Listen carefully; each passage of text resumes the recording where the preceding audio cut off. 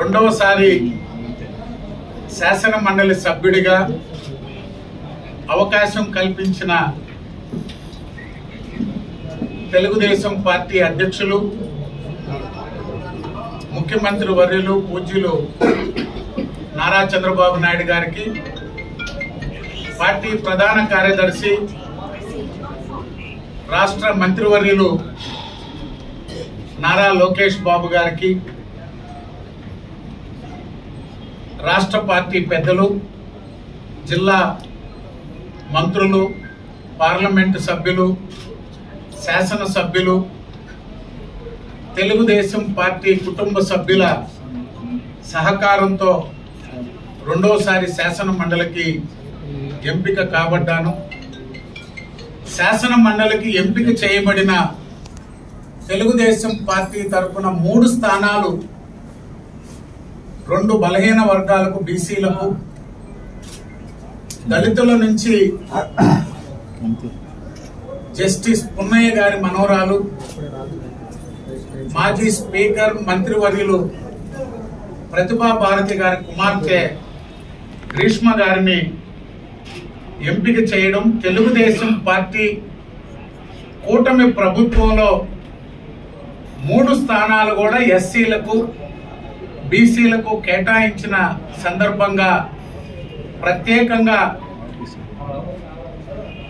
Party అధ్యక్షులు గౌరవనీయులు నారా చంద్రబాబు నాయుడు గారికి, లోకేష్ బాబు గారికి బలహీన వర్గాల తరపున ప్రత్యేకంగా ధన్యవాదాలు, కృతజ్ఞతలు తెలియజేసుకుంటున్నాం. తెలుగుదేశం పార్టీ స్థాపించిన నాటి నుంచి నందమూరి తారక రామారావు గారైనా, నారా చంద్రబాబు నాయుడు గారైనా, ఈనాటి మా యువనేత నారా లోకేష్ బాబు గారైనా ఈ రాష్ట్రంలో ఎస్సీ కమిషన్ ఏర్పాటు చేశారంటే అది Telugu Desam party. SC corporation, finance corporation ఏర్పాటు చేసింది ఎవరి హయాంలో అంటే తెలుగుదేశం పార్టీ.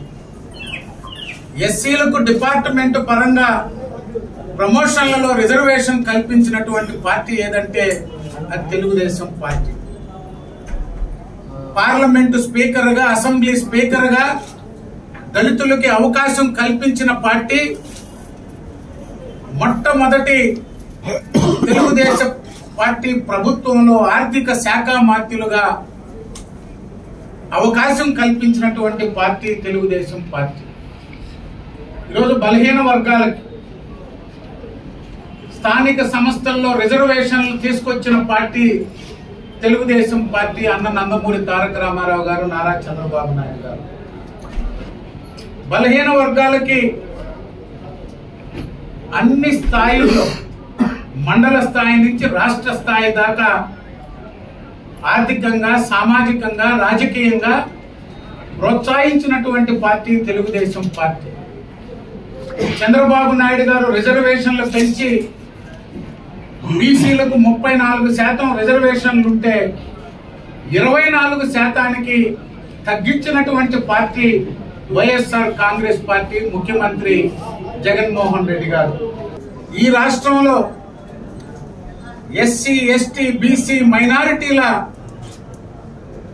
అభివృద్ధికి సంక్షేమ పథకాలు గాని, ఆర్థికంగా, సామాజికంగా, రాజకీయంగా తోడ్పాటును అందించిన నాయకుడు నారా చంద్రబాబు నాయుడు గారు. పదే పదే పథకాల గురించి మాట్లాడుతున్నటువంటి ఈనాటి ప్రతిపక్ష పార్టీ వైఎస్ఆర్ కాంగ్రెస్ పార్టీ మేము ఒక్కటే అడుగుతున్నాం. 2019 నుంచి 24 దాకా ఎస్సీ, ఎస్టీ, బీసీ, మైనారిటీ వర్గాలకి ఒక్క పథకమైన బీసీ కార్పొరేషన్ గాని, ఎస్సీ కార్పొరేషన్ గాని, ఎస్టీ కార్పొరేషన్ గాని, మైనారిటీ కార్పొరేషన్ గాని ఏ పథకమైనా అమలు చేశారా? ₹1 నిధులు ఈ వర్గాలకి, కార్పొరేషన్లకు కేటాయించారా? పదే పదే 9 నెలలు పూర్తయింది అధికారంలోకి వచ్చి తెలుగుదేశం పార్టీ కూటమి ప్రభుత్వం ఒక విష ప్రచారాన్ని మొదలుపెట్టారు తెలుగుదేశం పార్టీ మీద, ముఖ్యమంత్రి చంద్రబాబు నాయుడు గారి మీద. మేము ఒకటే చెప్తున్నాం, ఏదైతే ప్రజలకు హామీ ఇచ్చామో దాన్ని చిత్తశుద్ధితో అమలు చేస్తాం. సర్వనాశనం చేసి ఈ రాష్ట్రాన్ని ఆర్థికంగా అభివృద్ధి పరంగా అధోగతి పాలు చేసి విభజన నాటి కంటే ఇంకా ఎక్కువ రాష్ట్రానికి నష్టం చేసిన ముఖ్యమంత్రి జగన్మోహన్ రెడ్డి గారు, వైఎస్ఆర్ కాంగ్రెస్ పార్టీ మాట్లాడే అర్హత లేదు అని చెప్పి తెలియజేస్తున్నా. ఫీజు రియంబర్స్మెంట్ మీద యువత పోరాటం పెట్టారు. సిగ్గుందా మీకు అని అడుగుతున్నా. మొత్తం బాకీలు పెట్టిపోయి ఒకరోజు ఆరోగ్యశ్రీ గురించి మాట్లాడతారు, ఒకరోజు ఫీజు గురించి మాట్లాడతారు, మరొక రోజు మేము అమ్మఒడి ఇచ్చాం, తల్లికి వందనం ఇవ్వలేదని మాట్లాడుతున్నారు. మీకంటే డబల్ ఇంట్లో బిడ్డలు 2 3 ఇచ్చే బాధ్యత నాది అని నారా లోకేష్ బాబు గారు ప్రకటించారు. ఈ ప్రభుత్వానికి కొన్ని ఇబ్బందులు ఉన్నాయి. వీటన్నిటిని చక్కదిద్దుకొని ఏదైతే హామీలు ఇచ్చామో అవన్నీ కూడా ప్రభుత్వం అమలు చేస్తుంది. పవన్ కళ్యాణ్ గారి గురించి మాట్లాడారు వైఎస్ఆర్ కాంగ్రెస్ పార్టీ నేతలు. జగన్మోహన్ రెడ్డి గారు కించపరిచి అతి తక్కువ చేసి హేళనగా మాట్లాడారు. మీకు ఇంకా బుద్ధి రాల. వ్యక్తిగత దోషణలు, కుటుంబాల గురించి మాట్లాడడం, వారిని బజార్న పెట్టడం, అవహేళన చేయడం, సోషల్ మీడియా ద్వారా ఓ విష ప్రచారాన్ని నడిపించడం.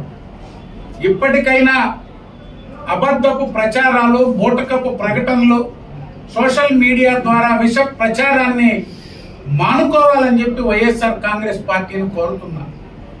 ప్రభుత్వంలో ఏదైనా లోపాలుంటే ప్రతిపక్ష పార్టీగా చెప్పొచ్చు, కానీ ప్రతిరోజు వాళ్ళు నిత్యం సోషల్ మీడియాలో విష ప్రచారం చేయడం, వాటి మీద ఏదైనా కంప్లైంట్ల మీద పోలీసులు హెచ్చరించిన దాన్ని గలబా చేయడం. అందుకే తెలియజేస్తున్న, వైఎస్ఆర్ కాంగ్రెస్ పార్టీ 2019 ఎన్నికలకు ముందు ఏ విధంగా కులాలని, మతాలని, వర్గాలని రెచ్చగొట్టి పబ్బం గడుపుకున్నారో మళ్ళీ అదే పందాల్లో ప్రజల ముందుకు వస్తున్నారు. ఈరోజు కూటమి పార్టీ నాయకుల్ని, ప్రత్యేకించి తెలుగుదేశం పార్టీ కుటుంబ సభ్యులను ఒకటే కోరుతున్నా, అత్యంత అప్రమత్తంగా ఉండాలి. వైఎస్ఆర్ పార్టీ చేసే విష ప్రచారాన్ని జాగ్రత్తగా పరిశీలించి తిప్పికొట్టాలని చెప్పి మీడియా ద్వారా అందరికి మరొకసారి ధన్యవాదాలు, కృతజ్ఞతలు తెలియజేస్తూ